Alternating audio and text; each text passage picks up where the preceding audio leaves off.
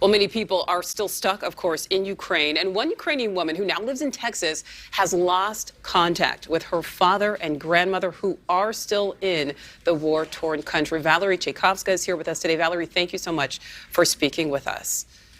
Thank you for having me. I know this has to be so tough on you. Now, you've been in the U.S. since you were 12, but how often are you able to, on a normal basis, speak with your father and grandmother? And then when was the last time that you spoke with them? That's a great question, Nichole. Thank you. All the time. I'm very close to my family. I moved when I was 12, but obviously I've kept in touch with everyone. My father, his wife, and his 3-year-old daughter, my little sister, they were living in Odessa when war broke out. And my grandma was living in Mariupol. And as you know, things there are very difficult right now. I haven't heard from her since March 2nd. It's been nothing but silence, unfortunately. My father and his wife and his daughter, they were able to evacuate to West Ukraine. That is where they are currently, and we are in touch almost daily. So nothing really changed there. We used to talk all the time. We still talk all the time. Obviously, it's just been very difficult. But my grandmother, like I said, I haven't heard from in a while.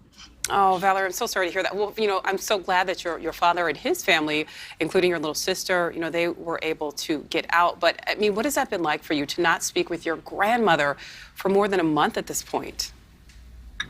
It's very hard. Mentally, it's hard to stay positive. I've been trying my best, trying to be productive, trying to hope for the best, and every day just waiting for news. Things in Mariupol, as you know, are very bad. People have been completely cut off. There's no communication. They haven't had water, electricity, food, or really any supplies for weeks now. So it's really hard to know what is going on there. My only hope is that she was one of the people that were able to evacuate, and unfortunately, she just hasn't been able to get in touch. So every day I wake up in the morning, and the first thing I do is, I check my phone, whether it's WhatsApp or Viber, and I just hope to see something from her. Absolutely. And Valerie, it's so important to, to speak with people like you, to really let everybody know, this is real. People are affected by this. These aren't just numbers. We know your father has documented what life has been like during the war on his YouTube channel, showing many families leaving there. So talk about the situation there from your perspective, because you obviously have a very unique perspective to all of this.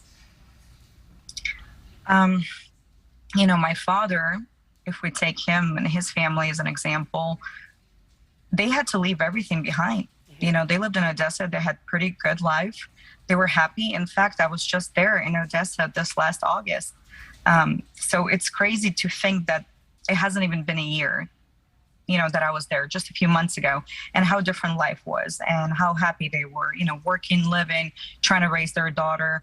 And now, just overnight, everything changed. They had to leave.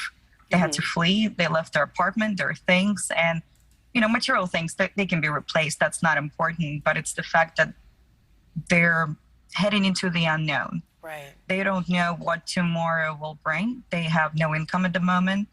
And it's just been really hard because I've been trying to do what I can, trying to support them from here, not just financially, but obviously in other ways as well.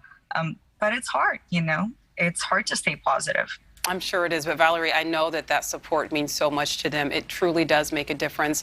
We certainly hope and pray for the very best for your family, including your grandmother. And Valerie, thank you so much for speaking with us today. Thank you. I appreciate it. Thanks so much. Thank you for watching. Click the red subscribe button below so you can get more of NewsNation's fact-driven, unbiased coverage.